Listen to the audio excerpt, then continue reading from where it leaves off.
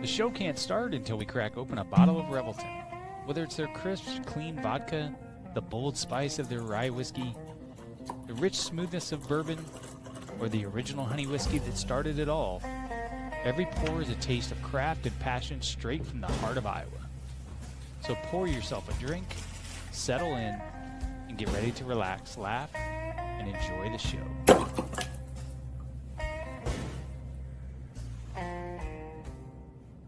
Hey, it's Andrew Downs. I'm proud to support Three Beards Media, and I would love to work with you. If you need merchandise for your company, organization, band, softball team, whatever, I can help. From name brand apparel to promotional items, large orders or small, online stores, and more, I can help your brand stand out. AKC Marketing is local, based in Johnston, and we are an employee-owned business, so our costs are low and our turnaround times are fast. But most importantly, we give you personal service to make sure you get exactly what you're looking for. Email me at andrew@akcmarketing.com or find me on social media, and let's make some cool stuff together. Now sit back and enjoy this Three Beards Media podcast.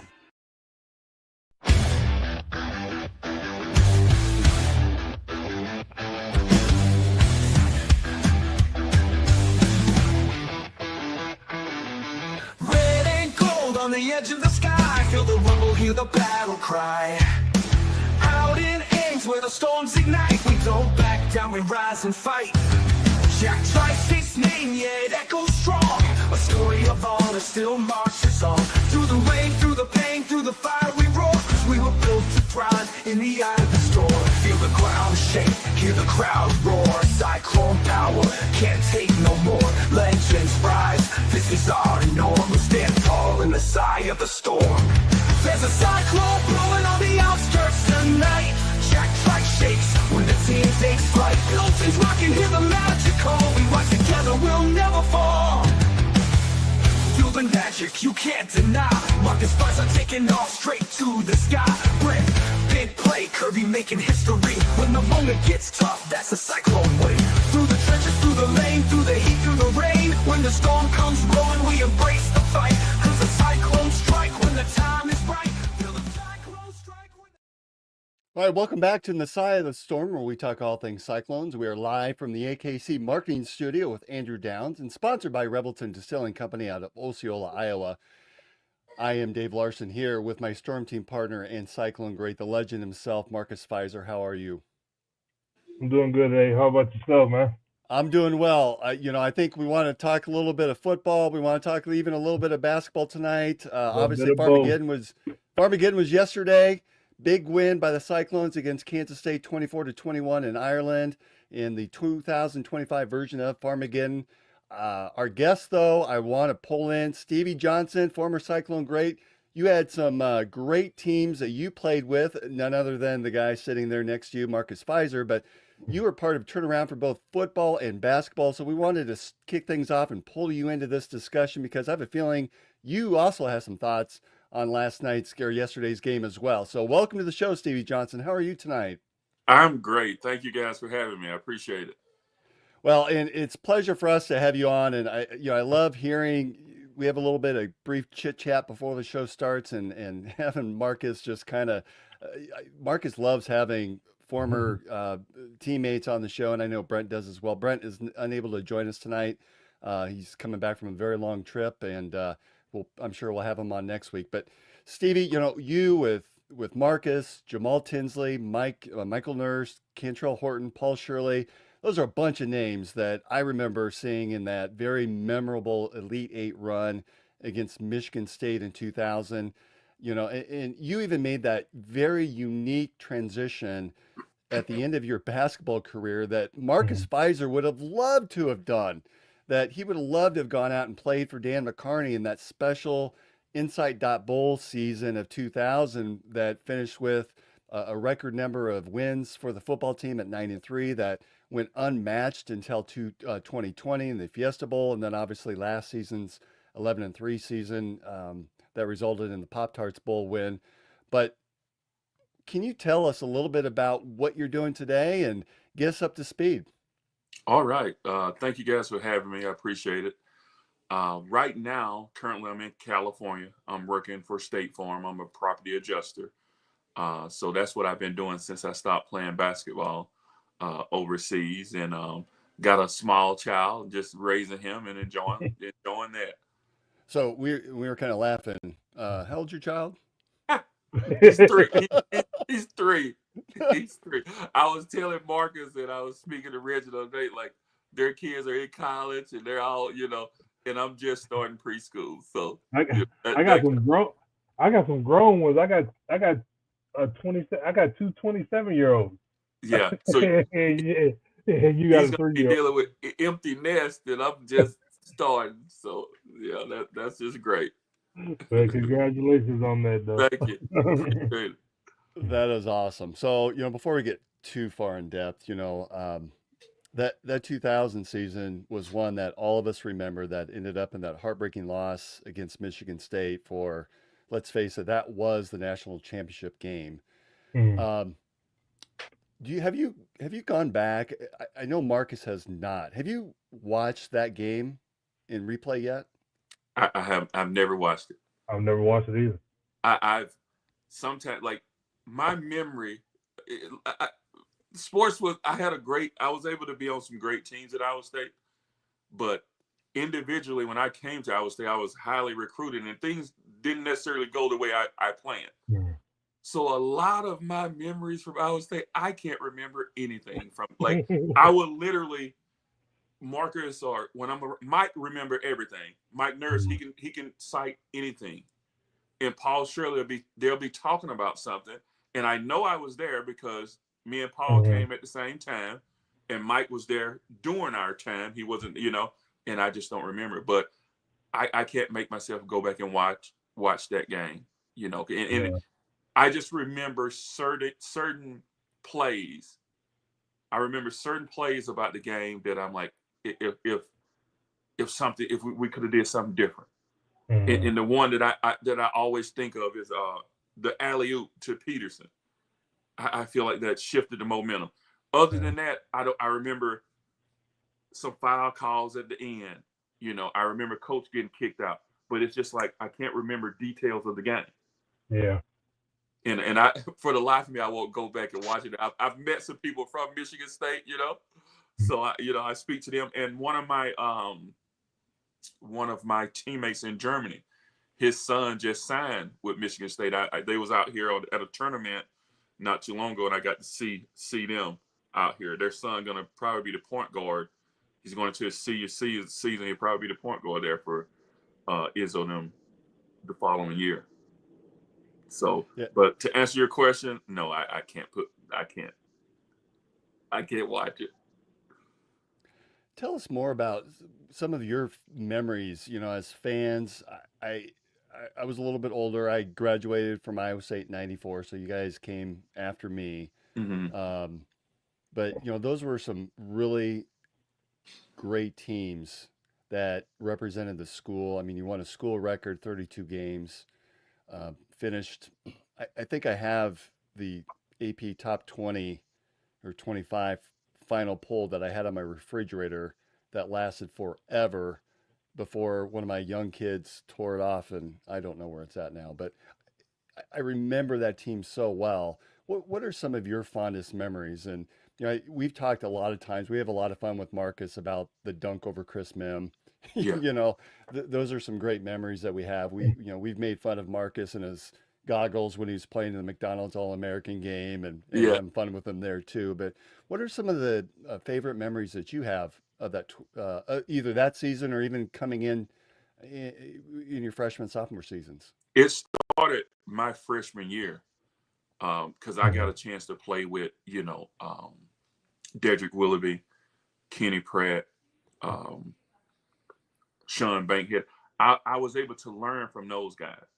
Coach Floyd, they had already came in and kind of set the table of how things was going.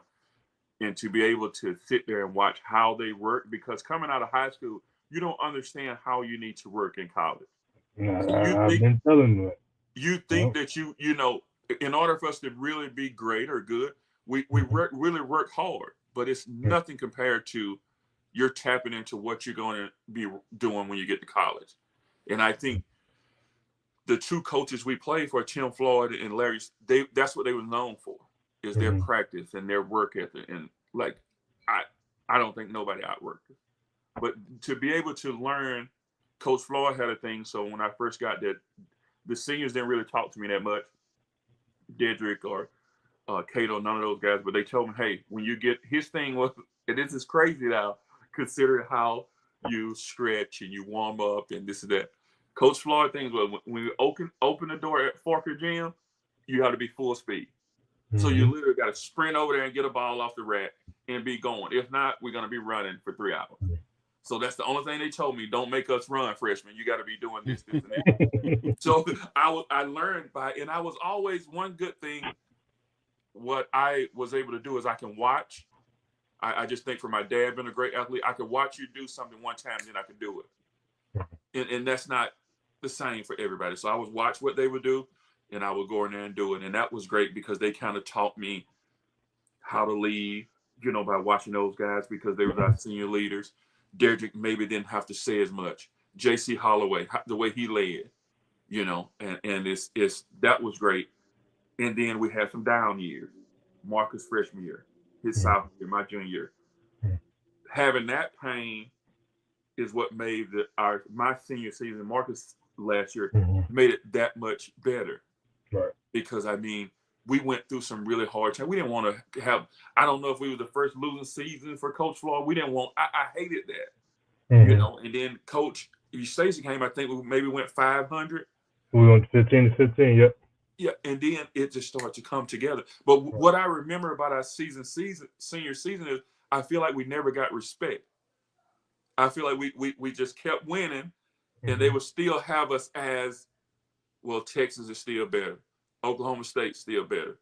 You right there with Oklahoma. We never felt the respect that I think we deserved. Right. From what we was doing, because we lost to Oklahoma the first game and we didn't lose again. Was Colorado? Colorado, yep. And then both of them was in triple and double overtime. Yeah, in Colorado, Walls hit the half court shot. Like I never won a game in Colorado. By the way, I was dead when we went out there. Like I hated playing in Colorado. I don't care if we beat them by 50. If we won by 50 in Hill, they beat us 50. And even my freshman year with Cato them. Coach that would mean I never won in Colorado then. You never won in Colorado. Look, Coach Floyd got kicked out. He watched the game across the street at some bar. I think we lost by 50. And we was way better. They had Chauncey Billups, and they had a couple more guys, but pound for pound, we were better. But we never won there. And we just couldn't get over that hump, But I think that's what I remember the most. And then it's just, I tell anybody, and I think we're biased. If you went to, if you watched the football game at Michigan or Ohio State, I think there's no better place to watch a basketball game than the Hill. And I'm biased because I played there. Right. But I can still remember Marcus dunking on me. You can't hear anything. And the floor is literally shaking. And I get chills. I get a little fired up right now just talking about it because he comes back down the court and we're really ready to go. So those are my most memorable moments is the fans. I think at the Hill really, we went through, our practices was tough. I think we really went through hell, but I think the people at Iowa State is what made it great for me. Well, and Marcus has shared the differences between practicing at Forker versus at Hilton. He did not like practicing at Hilton. We never practiced because the depth perception made it look like the floor was 2 miles long. It really looked like it wasn't. At Forker, we think we're gonna just knock these links out because the floor is smaller. That's what we're thinking in our head. And we get the Hill, and it's because I don't know what Marcus told you. So with Coach Stacey, our warm-ups were probably tougher than most people practices. Exactly. So we would start with what they call we would stretch, and then we would go into these things called the links, which is 1, 2, 3, 4, 5. And you have to do that in 30 seconds, and you have to be in a straight line. So if Marcus step across the line a foot faster than me, you got to start back over. And then that's just one. You got to do 5 five, perfect. 5 sets of that. So you got to do 5 of those to make 1 set. That was the beginning of our practice. But And that's not the killer though. That's not the killer though. If we got to the last set and I got out of line and somebody got out of line, we start all the way over from the You top. have to start all the way up. So the first time we Man. did that, we probably did the links for maybe 2 hours. 2 hours almost. 2 hours. Easy. I mean, and that was part of Coach Stacy. We were probably running some players off. We so did. After that practice, we probably lost a couple of players, and then it just kept going. But I think the biggest thing for us is Coach put us in such adverse situation that it made us much closer. Right. And I wasn't going to let anybody mess with my guys. They weren't going to let anybody. We were a team, and we loved each other. And that was the biggest thing. And then I don't know if you want to talk about football, but when I went over there, just the way those guys accepted me there, it was great. I played football in junior high. My last full season. What position did you play in junior high? I was quarterback. I probably had 30 touchdowns because I was the fastest person on the field. I was scoring 5 touchdowns a game, I can see that. I mean, I remember you as this fantastic athlete. Obviously, basketball first for 4 seasons, but then you moved over and played linebacker on the football team. But even offensively, I mean, you were so fast. You could leap. You physically could just. You're like you're so dynamic. You're just this plastic man that could just do everything, move around, and had so much flexibility. And you could score. You were a hell of a dunker. Honest to goodness, I think you could probably have gotten a quarter off the top of the backboard if you really wanted to. I could. My thing was I could get up quick. That was the thing for me. People didn't understand. Like I could block shots and do things because I don't have to go 12 feet. You got to come back down to 10. But I had great time, and people don't understand that. You got to come back and put it in the goal. As long as I'm there, But I could get up quick, and I was really fast. I was really athletic, and when Coach Paul Rose was a defensive back at Iowa State when I was a freshman, he tried to get me to come out to play football. He would come and watch the games, and it was so funny that we ended up playing him in the Inside.com Bowl when he was at Pittsburgh. And then Coach Afford finally got me to come out after my senior. I didn't even know I was allowed to do it, and he said, "You can come out and play football." So. That's kind of how that went, and it was awesome. It was, and they're going to be honoring the team, I think, next week, but unfortunately I can't get back for it, but I would love to see some of the guys, but 25 years. But they accepted me, and they Coach McCorney had turned the program around, so I just got to see those guys at their best, and it was pretty awesome. Well, and for both of you, I mean, you were both part of that special year. On the basketball side and on the football side to finish. I don't know many teams that did this, finish with an Elite 8 appearance, back-to-back Big 12 championship seasons on basketball, and then to finish with the best record in school history on the football side. I mean, that's pretty remarkable for anybody. Yeah. I was fortunate to be able to go in there and play with those guys, and then I tell everybody things would have been totally different. Like, people don't understand. I think everything happened for a reason. Because before the season, we had Travis Spivey, and he ended up getting in trouble. Now, if you know anything about Coach Stacy, Coach Floyd, they love people who just tough and hard. And there was nobody tougher than Travis. Nobody. If Travis don't get in trouble, I think that's very hard for Jamal to come in there. As great as Jamal is. But Travis would have been a practice player, and Jamal wasn't necessarily a practice player. Jamal, you turn those lights on, you want to give that ball to Jamal, But everyday grind, that ain't something that, none of us probably wanted to do it, but he probably less than any of us, So you bring up a great question that I have is there were so many playmakers on that team, right? You were a scorer that it felt like you took a step back for the betterment of the team because you had Marcus, obviously, that just, especially as Big 12 season hit, dominated, right? You had Nurse from the outside that was hitting it. I mean, you had some shooters, you had so much athleticism on the court. How were you able to make it work sharing the ball with such talent around you? It was back then. It was easy because the game was played different than now. You play inside out. I feel like we had the best big man in the nation. Like Kenyon Martin deservingly, he won National Player of the Year. He probably should have. But you won't tell me there was a better offensive player than Marcus. You can't tell me that. I saw him go on a run when we went to Texas and how I don't even know what percentage he got, but it was like when I first got to Iowa State, I tell you, I've never seen Dedrick Willoughby miss 2 shots in a row. I've never seen that. And Marcus got going, and it was just too easy. And Jamal would find us anywhere. Cantrell and Mike it was just a perfect storm. It was. Because I wasn't supposed to be out there. If Paul Shirley and Martine Rancic wasn't hurt, they would have been better. Because I had no confidence, so I wasn't an offensive player anymore. I was going to be defending and rebounding. But Paul could do it all. Paul could handle the ball. He could pass it. Martine was a great athlete. I think it just happened to happen that way. And then I knew what my role was. If I wanted to play, I need to rebound, defend. I need to be tough, and I need to be a leader.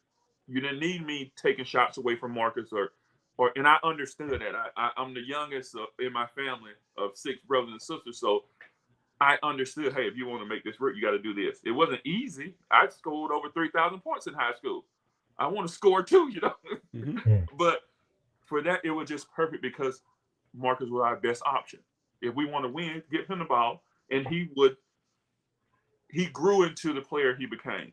Yeah. His freshman season, he probably wouldn't have passed it, but he probably didn't think he had people to pass it to. Right. But now he knew he had, if he hit Mike or if he hit Cantrell, that we had a good chance of scoring. And if he shoot it, I'm probably going to be on the other side to get the rebound. So it was perfect because back then most teams only had 3 scorers. You had 2 really good scorers, then you had an X factor. That's how the game was played. So if we think about, I know Nahara for Oklahoma. They had some good guards, but usually only had 1 or 2 players who did most of the scoring because the game was going to be in the 70s. Marcus was going to have 30-something. Jamal, so we getting there. We halfway there already, So it just worked, and I tell anybody, I was fortunate to play about 12 or 13 years overseas. That was the best team I ever been on.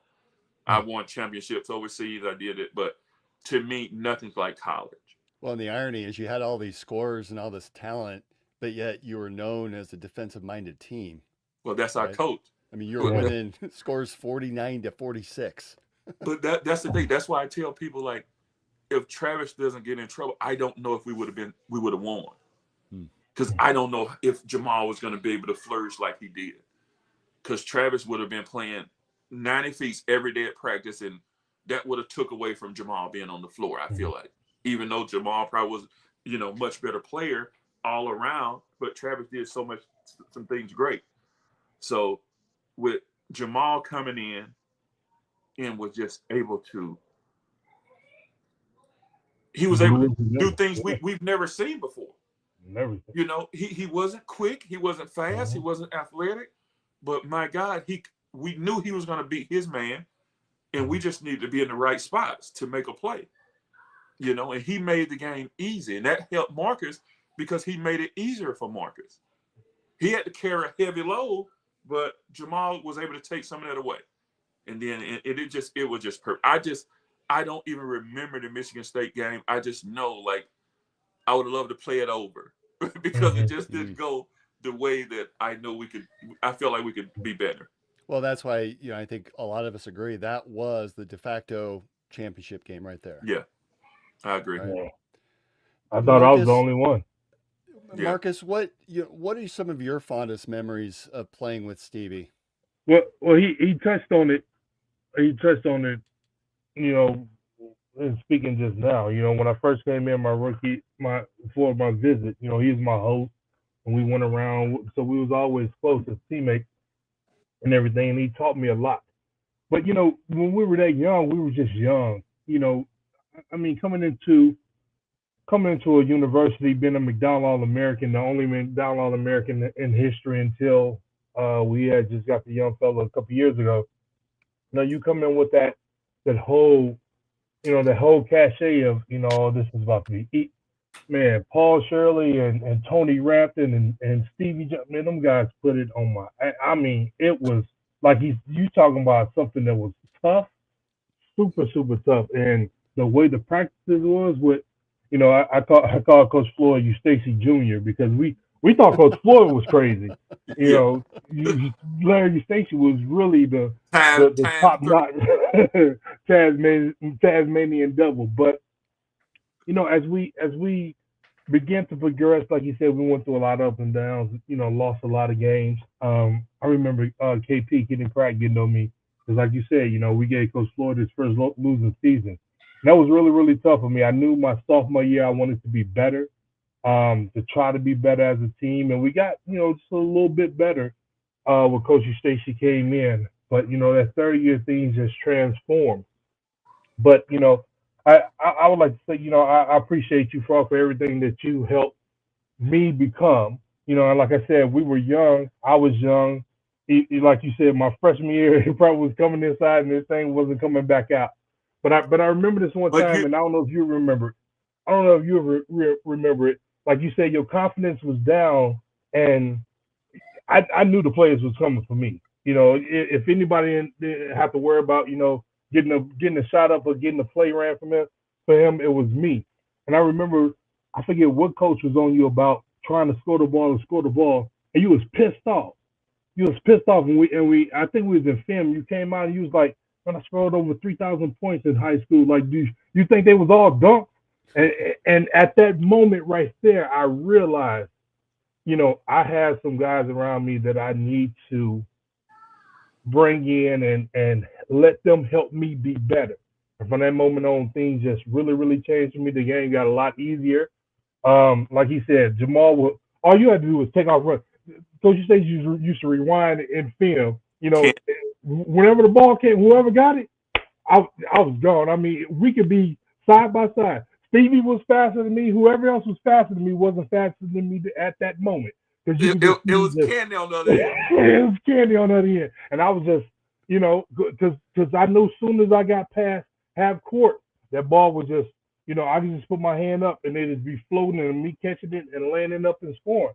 So things just came together, at that moment. It was a great time. Once we got to conference play, man, there's nobody, kind of like that Colorado game. Like when that shot went in at half court, just like, come on now. Like we know this team is not better than us, but we felt like we're going to lose this game because it's too much going on. It's too much. And then when we lost to Oklahoma the same way, like we had a chance to go up. Mike missed a free throw. We went into overtime and ended up losing that game in a couple of overtimes. But we knew how good we were as a team and as a ball club, and to get through the tough teams that we ran into in the NCAA tournament. We first went out there in the first half against who was that, Central Connecticut, and didn't look like we ever played a game of basketball ever. They thought there was going to be an upset, and we turned it around the second half, then beat Auburn, then beat UCLA, and then to get to Michigan State, that game was, like Stevie said, it's such a blur. Like it's a lot about the game that I don't remember anything about. And like you said, Dave, we've never watched it before, never watched it again. I don't know if I can bring myself to ever watching it again, period. But it's that history and time that, like, if it was the next night and if we can go back to that time and it'd be played the next night, I think we'd beat Michigan State 10 out of 10. It just, some reason that night it just did not work out. But it's a lot of fun moments. Like I said, man, I appreciate everything that you did, everything that you helped me with. I know, time has gone by. It's been over 25 years, man, since we've been there, and everything that we did. It just seems like time just goes by so swiftly and so fast. But moments like that, I will always cherish and definitely appreciate. The things that it helped mold me into the man that I am today. So you're saying that the secret ingredient towards I think I've got the women's team there, not the it's That's actually both both. the men and the That's women's both. team Both of it. together. Why was So that guy standing up like that? so the secret to What the the fuck is that doing? 2000 season was Stevie Johnson getting yelled at and Marcus going, "Oh, I need to start No, getting him the ball," right? no. For me to be, I think, like we said, I think those middle years were that help us grow. I feel like when Marcus came back for my senior season, I think you were thinner. I think you came in great shape. You know, like I don't know if you were playing in different things in the summer or what, but I stayed in Ames that summer yeah, before. you know. Yeah. So that got he had developed from being this wild child into a Mhm. man his junior year, and then it was just the pieces just fit. Yeah. They just fit, and it just we went through so much adversity in practice and stuff that the games were easy. The opponent was easy. We didn't. It wasn't something that we had to really. We just needed to focus, and it was going to work. Yeah. So you play quarterback. Walk walk me through the whole football at Iowa State. So you had not played football in how long? And then all of a sudden, I understand you were Reggie Hayward's roommate. Is that Yeah, correct? yeah, And so Reggie obviously was a standout for the football team. yeah. How does that work that Stevie Johnson ends an Elite Eight run, and then all of a sudden he's on the football team for one season? Whew. Um, like I said, Paul Rose had tried to get me to come out earlier, and then I don't know where I saw Coach Atford at Tony Atford, And did you who was think about it? I mean, did you think about playing both sports at the same time? no, I thought about it early on, but to be honest with you, I don't think you could do it with basketball and football. Like not with Coach Florida, Coach Stacy, or Coach. Like I don't think my body would have been able to, withstand it because it was a completely different mentality going from Coach Florida, Coach Stacy to Coach McCorney. It was completely different, and it was. So when they told me that I could play, I said, okay, I want to try it.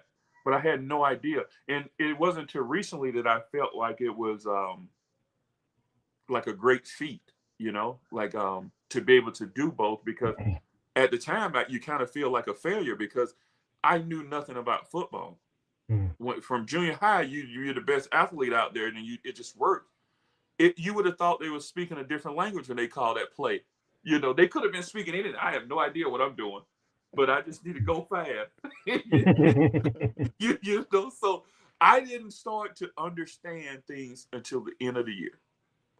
Things started to click for me, and I started to understand how things work. And I remember a couple of different things. Jamarcus Powers was one of our great cornerbacks. We was playing UCLA, not UCLA, UNLV early on in the season. And they had a good quarterback. He could run. I actually played against him. He played with Compton Dominguez in high school with basketball, and I played him City of Palms Classic. He was a good basketball player as well. But he was rolling out, and I'm the Sam linebacker, so I have the flats. And I started to go up, and he lobbed the ball over my head. He didn't complete it, but Jamarcus got in my butt. Like, you can't do that. You have to stay covered. Right. We got to make him so. But like things like I had no clue. I know you're supposed to be over here in this area. That's what I knew. So I was so grateful to be able to play with those guys. I came in with James Reed and Darren, and we was all had the same classes. So I was always friends with a lot of football players. And me and Reggie became really good friends, and I was so appreciative that I was able to be on that team. It was really great. And one of the most important questions I'm going to ask: what was your favorite jersey on basketball? Marcus loves the gold to this day. I don't know why he loved the gold because I hated that gold. that wasn't bad. It would have been our seniors, the Adidas, the white and the red one. Would have been my favorite because the ones we had early on were just bad. Super bad. They were bad. All right. Well, this is a lot of fun, but I think we just had a huge game in Ireland that we really need to get to and pivot and talk a little bit about. Stevie, I would love for you to join us because I think you're going to have some great perspective being a former football player. I think you'll have some great insight. Of course, Marcus has always dreamed about playing football in a different alternate reality. He was an elite football player at Iowa State, played in the NFL as a tight end, but that wasn't the case. So we're going to take a quick pivot and turn and hear a word from our sponsors. And then we'll come back on the other side and we'll talk a little bit of Kansas State in Ireland. Making great tasting bourbon requires the perfect combination of ingredients, conditions, and time. The longer it rests, the better it tastes.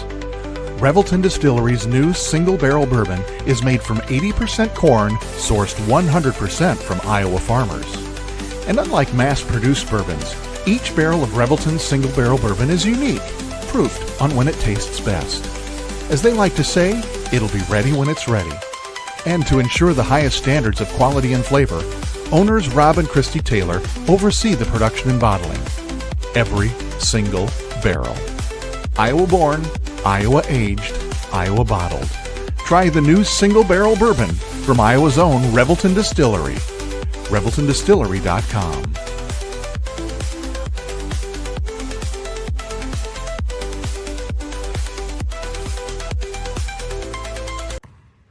When energy meets precision, anything is possible.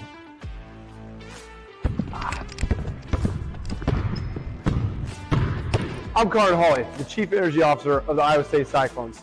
I'm full of energy on and off the court, but nothing gives me more energy than helping families find their dream home.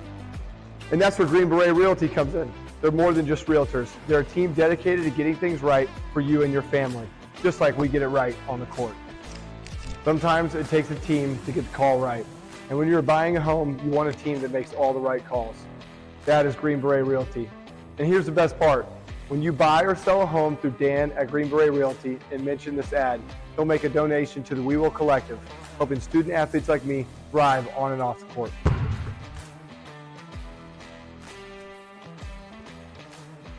Green Beret Realty, because getting the call right means everything. Whether you're fueling up for a big game day bash, tailgating this weekend. Yeah, what can I get Big you? one. Give me a dozen jalapeno sausages and 6 each of the sausage and bacon. Sweet. All right, we'll get your order right up.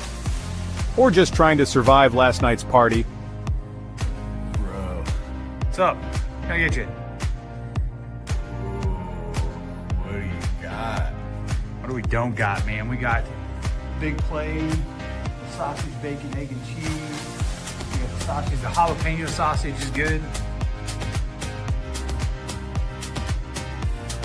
One of everything, man. Give me one of everything. It doesn't matter what kind of hungry you are, party hungry, hangover hungry, or just regular old hungry, Coach's Kolaches is ready to save the day, one delicious bite at a time. No one does it better than Coach. At Coach's Kolaches, it's all about the craft. Every kolache starts fresh, rolled by hand, packed with flavor, and stamped with a little extra love from Coach himself. No shortcuts, no substitutes, just real deal game-winning goodness. And if you're feeling a little sweet, we've got you covered there too, with hot, fresh cinnamon rolls and juicy made-from-scratch fruit kolaches that'll have you coming back for seconds and thirds. Swing by and taste the tradition at Coach's Kolaches, right off Hickman and 100th Street at 2700 100th Street in Urbandale, or call ahead at 515-802-6200. Whatever the game plan, start it with Coach's Kolaches. All right, we're back into Side of the Storm. I'm here, Dave Larson with Marcus Pfizer and our guest, Stevie Johnson, who had a remarkable run with the Iowa State men's basketball and football teams. And, you know, as a fanboy, we talked a little bit before the show, Chris and I, that we so much admire you, Stevie, and Marcus and Brent, that we sit back as little kids just hearing your stories. We could listen to you all day. I was so excited to get the show started. I neglected to talk about Dan Douglas with Green Beret Realty and the cool things that he's doing. And then over the weekend, our other sponsor, Revelton Distilling Company, Rob and Christy Taylor. Rob has been on this mission to go out and I think visit a bunch of Costco's throughout central Iowa and has been signing different bottles of Revelton. So if you have a chance, everybody, please get out there and support our sponsors. I'm not sure, Rob, if you've got any additional spots that you're going to be at. I'm sure Chris will put something out in the Twitter sphere and on Facebook and in the different socials. And obviously, we do appreciate Green Beret Realty as being a sponsor and AKC Marketing Studio, AKC Marketing with Andrew Downs. So we're back to the show. Want to talk a little bit of Kansas State football. So in that game in Ireland. So this is the 100th victory for Coach Matt Campbell, 65 at Iowa State. And it was just, Brent and I talked about it last week in our season preview, that this game was probably one of the most important games that Iowa State has seen in some time. Now, we've had big games, but in terms of importance, this sets the tone for the rest of the season. While a loss would have allowed us to recover, and we had plenty of season left, to beat one of the top teams in the Big 12, to beat one of the contenders for a Big 12 title game, it says a lot about where this program is and the way that they did it. I mean, that was another close win. I read somewhere that Iowa State and Kansas State have had 13 one-score games since 2008, and they did it yet again last night. Campbell goes for it on 4th and 3, and I was a little bit surprised that we did that, but I went back and watched the game, and I get it now. I get why he did it, but I tell you what, at the time, I was so super nervous about it, but what kind of balls does he have to go for it on that call? I mean, I love it, but wow. It was the weather at the beginning of the game. Yeah. I was a little concerned about the weather. Yeah. I thought our defense played great the first half, and we got the first turnover. We get it down there. I'm like, okay, we're gonna get some points here. Didn't go our way, so it was back and forth.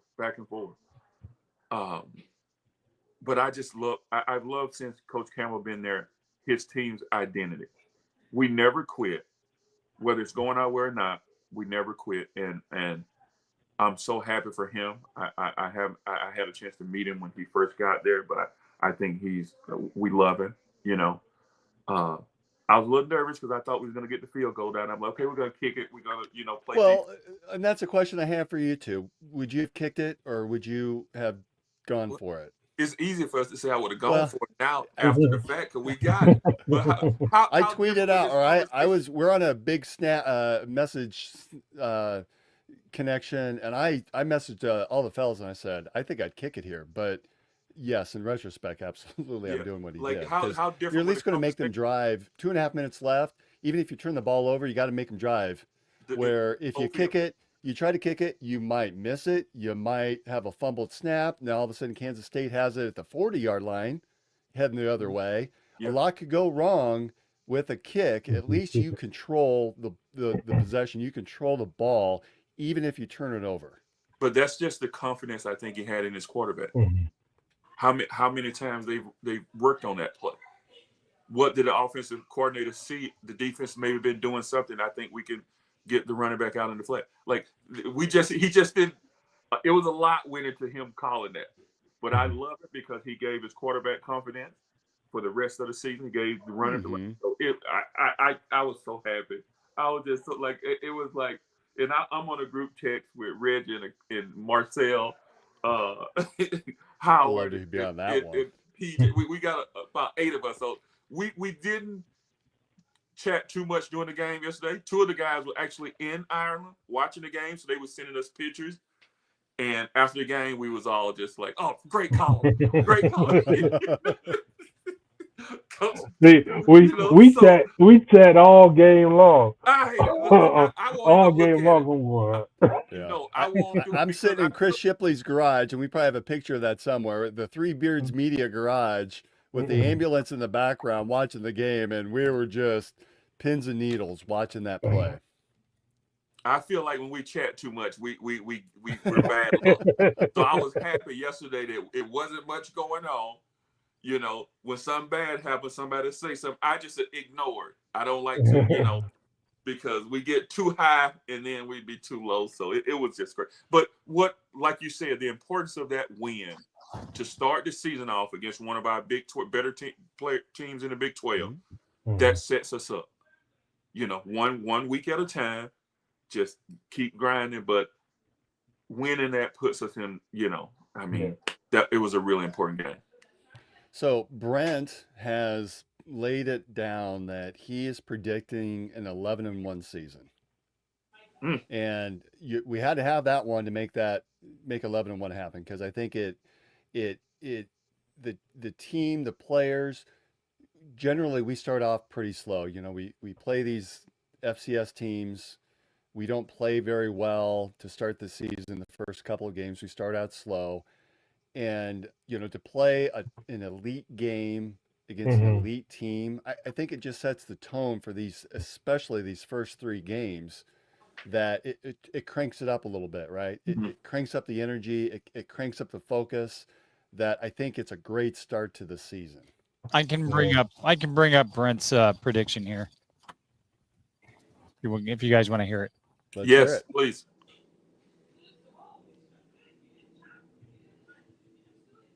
You're gonna bring it up on this show, Chris? Yep.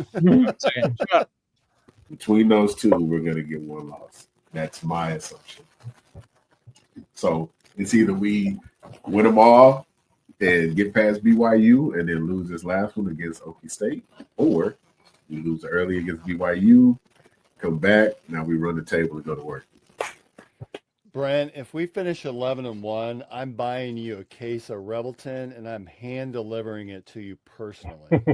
You said, I heard it. You heard it. It's recorded, so don't It's you forget recorded. it. It's on tape. I've got people on the chat seeing it. Yes, I'm taking care of you at 11-1. Well, 11-1. I'm probably buying a case for myself too. I agree. Like Oklahoma State, we talked a little bit about Gundy. That feels like a complete crapshoot. We don't know if this is going to be a bounce back year or the year that. There it is, 11-1. I hope he's right. Possibility for 12-0. Yeah. Where do you guys lie in this, Marcus, Stevie? Now that you've seen this first iteration, and I think that there are a lot of takeaways from this first game, right? It was really, that first half was sloppy. We gave up 3 sacks in the first half. Looked a little discombobulated, but then in that second half, we got into a rhythm. The offensive line really took control, in particularly that fourth quarter, where they opened up just enough of a hole and Hansen just, boom, blew right through. He was fresh. We've got 2 talented running backs back there that could relieve the other. Rocco started to hit his stride, get more comfortable, especially with those big tight ends, huge tight ends. Stevie, could you imagine? You were what, 6'5", 6'6"? Could you imagine having to guard those guys? Yeah, but usually that's easier for me, the bigger, because I can move a little better. But the smaller one may be a little more difficult, because I was a bigger person myself, so I enjoyed the big guy. So I hate the predictions, because me and Marcus play for some crazy coaches, so we see things 1 week at a time. Like, I hate to put that pressure on our guys. That's a valid point. Marcus says, yes, you guys have talked about that. We could never say that. If we looked at the schedule, we got this, these all are wins, like we can't even say that in our head. We're thinking like one we game. think about practice. Right. That's how I think. So I can't even tell you the schedule, because I don't look at. I just look who's next up. If we go 11-1, that's great. Wherever we're playing, whatever bowl game, we'll meet each other there. But we'd be in a group chat, and I'd be like, "Well, who we got this weekend?" Yeah. And they have to tell me, because I'd be having no idea. Seriously, that's true. That's the same mindset. Marcus is chatting the entire game. Why are we playing in Ireland? Because I would have loved to seen that game.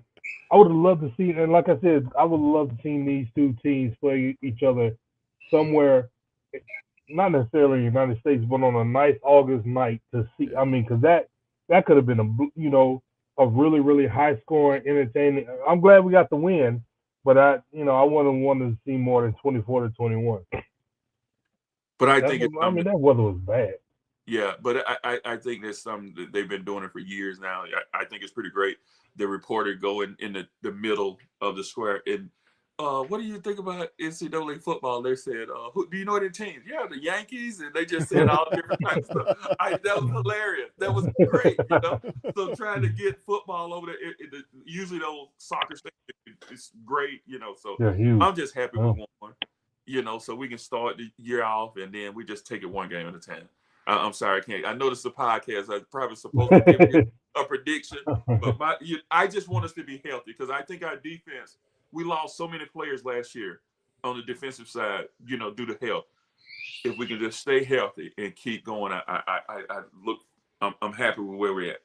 Yeah, that linebacking core was just decimated last year, and we've Yes. got some younger guys on the back end as well. And I thought they did pretty well. Again, They did. that it's a first game against a really good team, so I think we have to sort of keep everything in perspective. But Yeah. all in all, I mean, we come away with a win.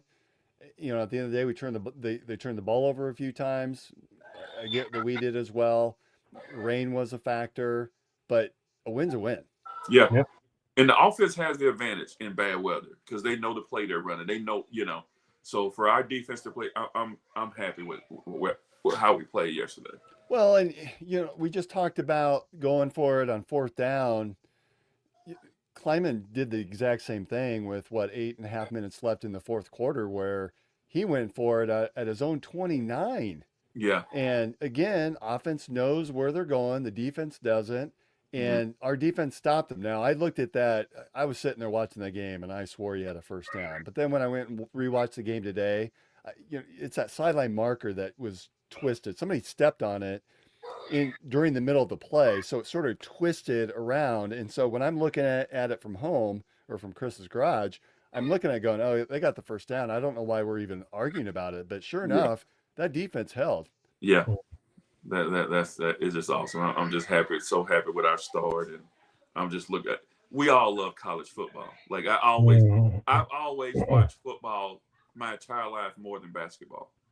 Like people ask me, I love, but in college I love it all. So I'm excited for the football season. Yeah, we definitely all are. Did you guys see after the game was? There's the photo right there where I swore that it was a first down, and then, you know, again, as you kind of look close enough at it, that sideline marker that they put on the ground had been twisted a little bit. And then I go, I was surprised that they didn't come out and measure it as well. That they did a video review versus a measurement, but it went in our way, and I went online, and Kansas State fans are just exploding after the game and calling the refs every name in the book and just pissed off as all can be. Well, and then after the game, you see that Avery Johnson's dad and brother get into a fight outside the stadium, like a drag out fist fight. Too much Guinness. How crazy? Yeah, how crazy was that? I didn't hear about it. What happened? The quarterback dad and brother fought each other? Yeah, out in His the older parking brother. lot. Yeah. The older brother plays football as well, I think, up, I want to say Central Michigan or Western Michigan, one of those. Chris, schools. you don't got that clip nowhere? Yeah, he'll probably find it now that we're talking about it. Crazy. That's not good. Yeah, it was all over Twitter. They were on top of each other now. I think there we go. There.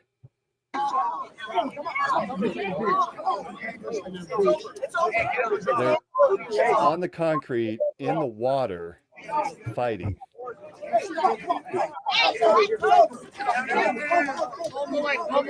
That's crazy. And it's sad that we're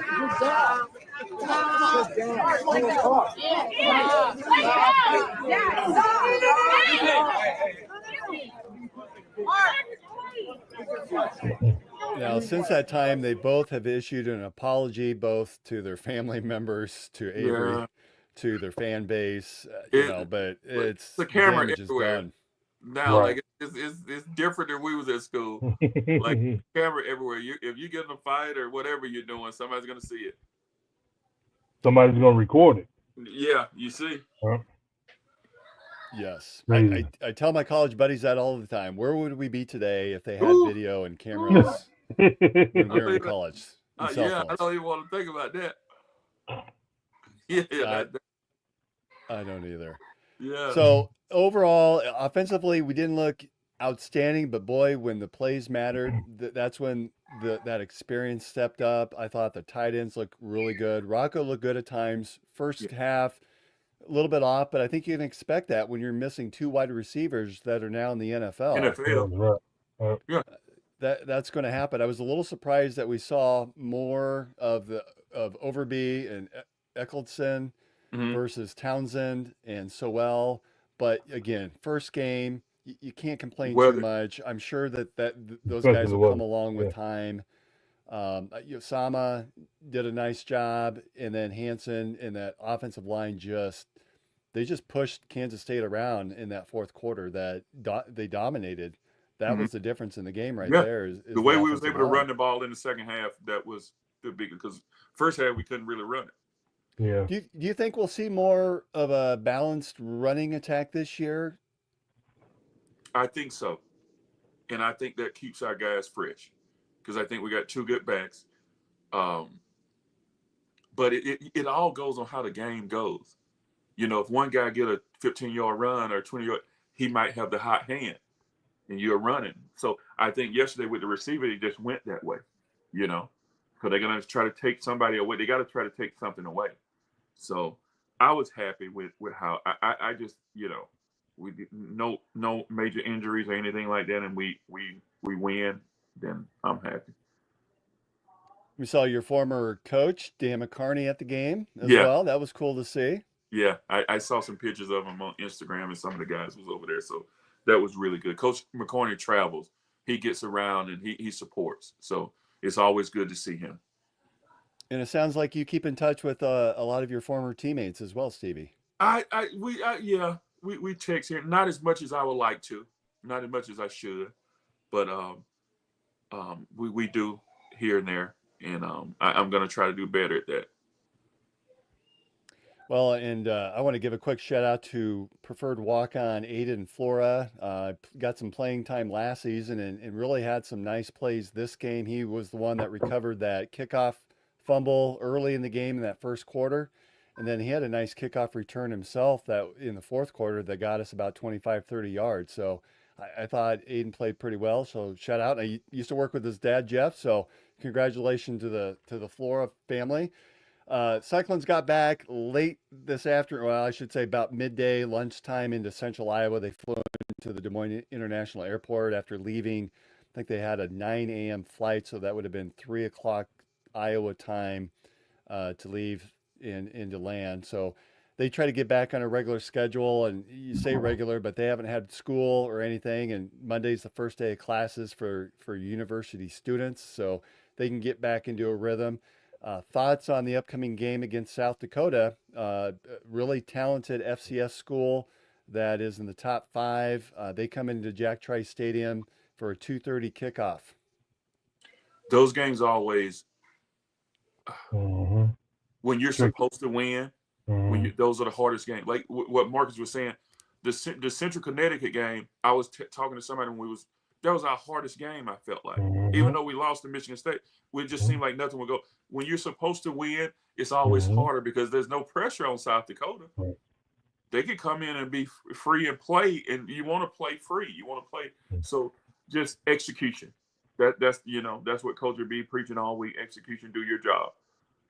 And I think we'll be fine. But just winning, you always want to look great, but sometimes most of the time you learn more from adversity than you would if we go out and just beat the crap out of them. We won't learn a lot from that. So sometimes you got to have those moments like, hey, we just went for it on fourth down if we could have kicked it. You got to have those moments to get that character that you need. Hey, Marcus, any thoughts that you might have for the either coaching staff or the players? As you know, Stevie had made reference that sometimes those games are even tougher than against the top tier schools just because of expectations.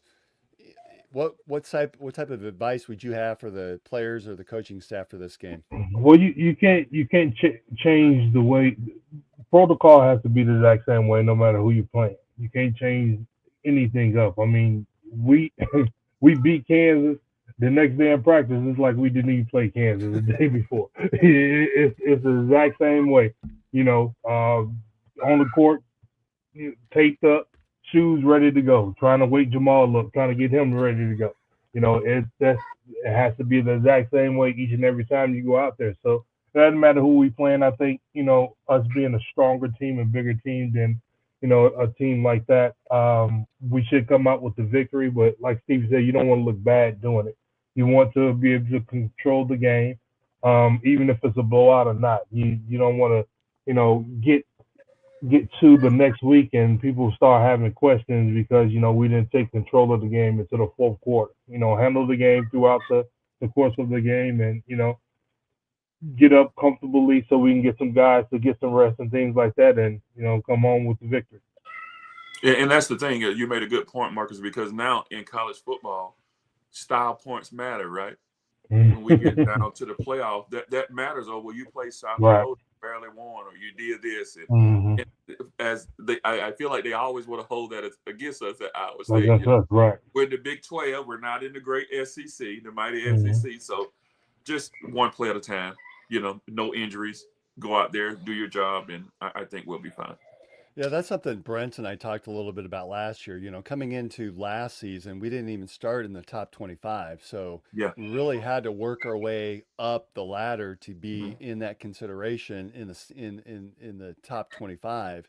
Where this year we start at 22, and we start the season with the first game of the season, the first touchdown, the first win. I think that bodes well because now the voters will at least know about Iowa State. Yeah, that we're there, right? We're on the monitor. We deserve to have that preseason rank. We just played a ranked team, so we deserve to be. Hopefully we move up a couple spots. So that's right. I don't know. It was an away game too, right? Right. I like the underdog role better, like because with our season, it seemed like we never could get where we thought we should be. How many games we win? Clearly, I think the Big 12 won the best leagues that year, and we can't move up. We keep beating your Texas. We beat your, so I like for people to underestimate us. Well, Marcus has talked about on the back. We come back to that basketball season. You guys didn't even know you were ranked half the time. We didn't have all the social media that was out there. As far as you were concerned, Coach Eustace was making you guys think that you were awful, and he kept putting that chip back on your shoulder. You'd walk in going, we just beat Texas. Well, you guys suck. You got to work on this, and this. But you continue to grow and get better. That's one thing Coach was good at, because he did not let us feel good about ourselves. If he thought it was, like he would come in there to look at their breakdown chart. I don't know. Every game. We don't have enough time to talk about that. But you look around the corner to see what your number was, because you knew like it was going to be horrible. But Coach was good at coming in and showing us. I don't care if we played a perfect game. He was going to come in and go off, because he didn't want us to be complacent, and he wanted us to want it much more. And nobody's, and we don't know what people were saying. We only had papers and stuff back then. Everybody didn't have a podcast. We didn't have cameras everywhere. So we didn't have any clue. Whatever he told us, that's what we took. Like he probably was making stuff up. Like, you go back and you look at these great players. Michael Jordan said, this guy said something about him in junior high. So he wanted to kill him. Like, that's how Coach would go, yeah, they didn't even recruit you at such and such. What? I was recruited by everybody. What are you talking about? Like, but at the end of the week, we will believe that. So now we got to go out here and win for Marcus. They didn't recruit him. Something crazy, So yeah. But that breakdown chart, man, I'm telling you, like you can have nightmare. You had a terrible game and come in there and your breakdowns is not that bad. Your plus or minus, you like, oh, okay, come on now. Now the last game, I had 15 and 10, and then you so far upside down. You're like, come on now, what's going on with this? But and where I was gonna. It was so funny. I like that 85 breakdown. Like, it was just ridiculous. I'm like, come on. And the coaches are going, the data doesn't lie. The data doesn't lie. Oh my God, that was the worst thing. Oh my God, the worst feeling ever. The worst anxiety ever. Coach Terry over there. Yep. 85. Yeah, that's it. I just broke a record. Yeah. All right. Well, Fun. this has been a ton of fun. Again, part of two magical seasons for the men's team and in men's basketball and the football team that resulted in a Elite Eight season and a championship in the Inside.com Bowl. Stevie Johnson, it's been a pleasure to have you on. Marcus, as always, it's great to see you. You too, Brent, we'll buddy. see you on next show on Sunday. We'll do a wrap up of the South Dakota game as well. And hey, we should give a shout out too to Taman Lipsy, who was married here in the last week or so. Oh, wow. So yeah, congratulations to our friend Taman as he starts to gear up for the basketball season. And Chris, I see you popped on. Did you have something you wanted to add before we close out for the show? I just gotta thank Stevie for coming on and joining us, and I'd love to be able to invite you back anytime. Man, please do. Please I will ask one question though. We always enjoy making fun of Marcus. So I think it would be remiss if we didn't ask one story that you could maybe tell about Marcus that the statutes of limitations are up now. You can tell a story now. So, God, it's hard. These questions are hard because it's hard for me to, what I can say and what I can't say. I mean, nothing's as bad as he was going to go meet some girl in Nazarene and decided to take a detour to go see Bethlehem and see the birth of Jesus. I can tell you this one. The first time we was going to play. So, Marcus, Sheila and them was still in town, I think. Marcus Gardner was still in town, and we were supposed to meet at the Rec to play. This was the first time we was all going to get together to play. There's no Marcus. We don't know where Marcus is at. So we would go over there and play, and then we come out. We as soon as we come out the gym, of course we see him there, and he's already got a girlfriend. And, so that was the beginning of Hollywood. I don't know if he tell y'all his nickname. He's not revealed that to us. Hollywood Pfizer. This is why he never asked his teammates to come on here, because he knows now we're going to start time finding out some stuff. Look, we can go all day. But man matured into a great man, but it started out rough. Now. But some of these things I have to take to the grave with me, Chris. This have to be when the cameras is off. We're gonna invite on the guy who gave me that moniker, Hollywood. Yeah. We're gonna bring him on. All of a sudden, Pfizer's sending out a text chain. Let's not bring Stevie back on, please. Yeah. No, seriously, Stevie, I'm honored to be able to talk to you. I have always been a big fan, and I would love to have you on anytime. So, Chris, whenever, man, just let me know. This has been a pleasure to me to be able to sit here and talk to you guys about Iowa State stuff or just sports in general. I love it. Like Iowa was one of my second homes. Like I went from a boy to a man there, and I appreciate you guys, and thanks for having me on. You get back much, Stevie? When we was having the reunions, when Coach Prom was there, I was getting back every summer. It's harder now because now that I got a son, I want to bring him back so he can see some of the Iowa State stuff. So I have to pick football or basketball, So I try to get back, but I don't know if I'll be able to this year. Okay. So if I don't, next year for sure, God willing. All right. Well, hey, thanks for joining us again. It's been a privilege to have you on, Stevie, and Marcus. Obviously, we'll see you next week. Thank you to our sponsors. Please, everyone, get out and support them. They're the ones that help keep us going. Revelton Distilling Company, Green Beret Realty, and of course, AKC Marketing and Andrew Down. So appreciate everyone for joining us, and we'll see you next time. Go Cyclones. Go Cyclones.